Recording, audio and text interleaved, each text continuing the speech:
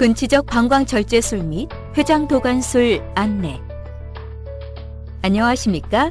본 동영상은 환자가 시행받을 수술에 대한 정보를 애니메이션을 통해 알기 쉽게 제공함으로써 동의서 작성을 위한 의료진의 설명 과정을 보조하고 환자 본인이나 보호자가 자주적 의사에 따라 수술 여부를 결정하는 것을 돕기 위해 제작되었습니다.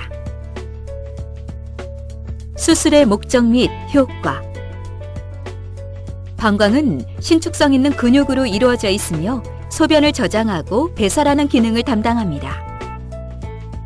방광암은 방광에 생기는 악성 종양으로 점막층을 구성하는 요로 상피에서 발생하는데, 암이 방광 점막이나 점막 하층에만 국한되어 있는 경우를 비근 침습성 방광암이라고 하고, 암이 근육층을 침범한 상태를 근침습성 방광암이라고 합니다. 방광암은 성장하면서 주위 조직을 침범하거나 암세포가 림프관을 따라 이동하여 림프절 전이를 일으키고, 진행할 경우 암세포가 혈관을 따라 이동하여 원격 전이를 일으킵니다. 근육층 이상을 침범한 방광암 중에서 다른 장기의 전이 없이 종양이 방광에 국한된 환자의 경우에는 종양을 완전히 제거하고 정확한 병기를 설정하기 위해 주위 림프절까지 절제하는 근치적 방광절제술이 표준 치료법입니다. 그리고 방광을 제거한 후에는 소변을 배출시킬 수 있도록 요로 전환술을 시행해야 하는데, 요로 전환술의 일종인 회장도관술은 회장의 일부를 이용하여 복벽에 요로를 설치함으로써 소변이 몸 밖으로 배출되게 하는 방법입니다. 수술 과정 및 방법, 수술 부위 및 추정 소요 시간, 수술 전 준비 사항. 수술에 앞서 8시간 이상의 금식이 필요합니다. 흡연은 마취와 수술로 인한 폐합병증의 위험을 높이고 방광암을 증가시키기 때문에 담배를 피는 분들은 수술 전뿐만 아니라 수술 후에도 금연을 해야 합니다. 수술 과정. 수술은 전신 마취하에서 시행됩니다. 마취가 유도되고 환자의 자세가 고정되면 수술 부위를 소독한 다음 소독포를 덮습니다. 집도인은 배꼽 주변에서 치골 상부까지 피부 절개를 가한 다음 복벽과 복막을 열어 방광을 노출시킵니다. 수술은 크게 다음의 3단계로 나누어 진행됩니다. 방광 전 절제술. 방광에 연결된 혈관과 요관을 결찰한 다음 방광을 절제하는 과정으로, 남성의 경우에는 전립선과 정랑을, 여성의 경우에는 자궁과 난소, 질의 일부 등을 함께 절제할 수도 있습니다. 골반 림프절 절제술. 신체 조직으로부터 림프액이 배액되는 림프관과 림프절은 암이 전이될 수 있는 주요한 통로입니다. 집도인은 암이 림프절을 통해 얼마만큼 전파되었는지를 확인하는 진단 목적과 림프절에 전이된 암세포를 제거하는 치료 목적을 위해 골반 림프절 절제술을 시행합니다.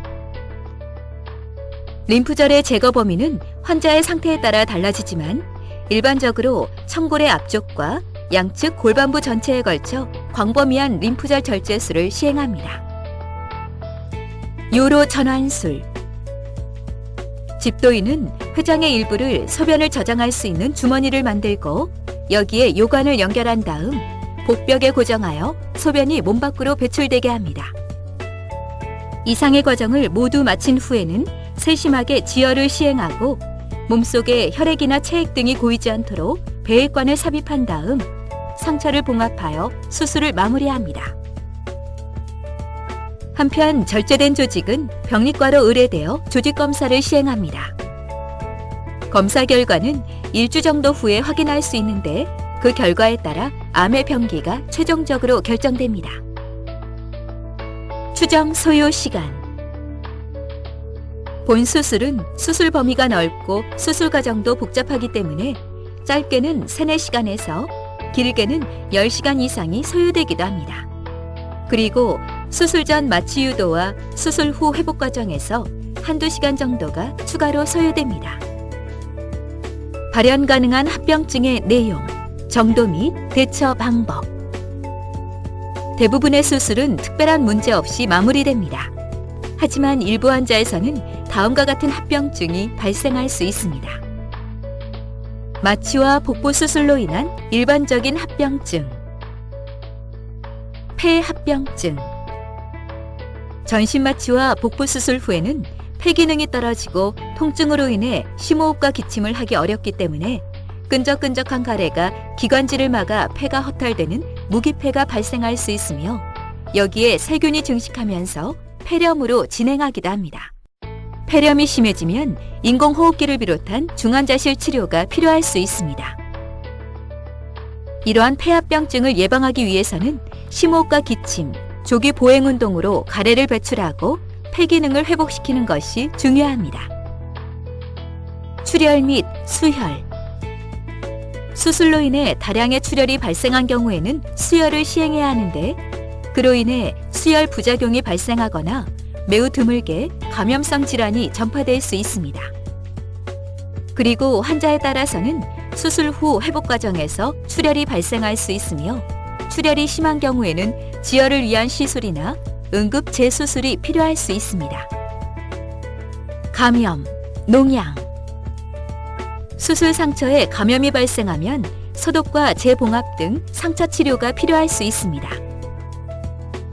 복강 내부에 염증이 발생한 경우에는 항생제 치료를 시행하고, 농양이 형성된 경우에는 배액관을 삽입하기도 합니다.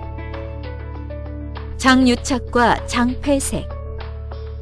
복부 수술 후에는 정도의 차이가 있지만 거의 대부분 환자에서 소화관이 서로 들러붙는 장유착이 발생합니다.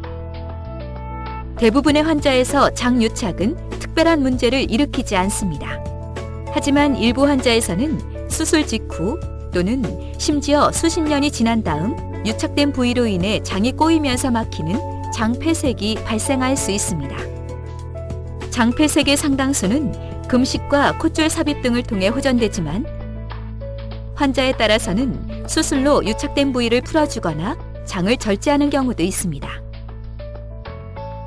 이러한 장유착을 예방하기 위해서는 장이 정상적으로 자리를 잡을 수 있도록 수술 이후 걷기 운동을 열심히 하는 것이 중요합니다. 절개창 부위 탈장. 드물지만 시간이 지나면서 복부 절개 부위의 근막과 근육이 약해지면 탈장이 발생할 수 있는데, 상태에 따라서는 수술적 치료가 필요할 수 있습니다.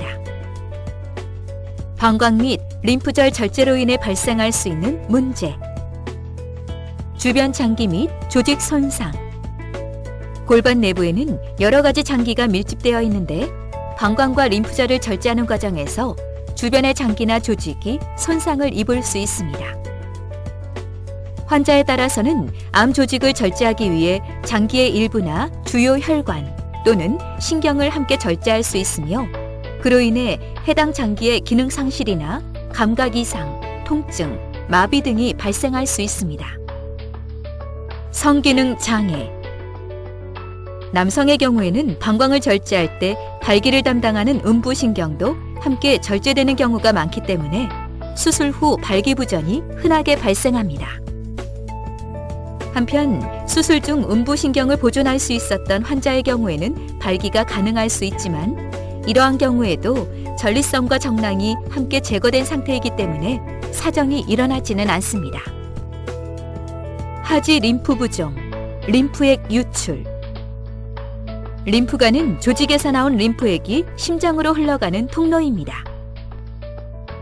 하지 림프 부종이란 수술이나 방사선 치료 등으로 인해 림프관이 손상되면서 림프액이 원활하게 배액되지 못하고, 그로 인해 하지가 점점 붓는 증상을 말합니다.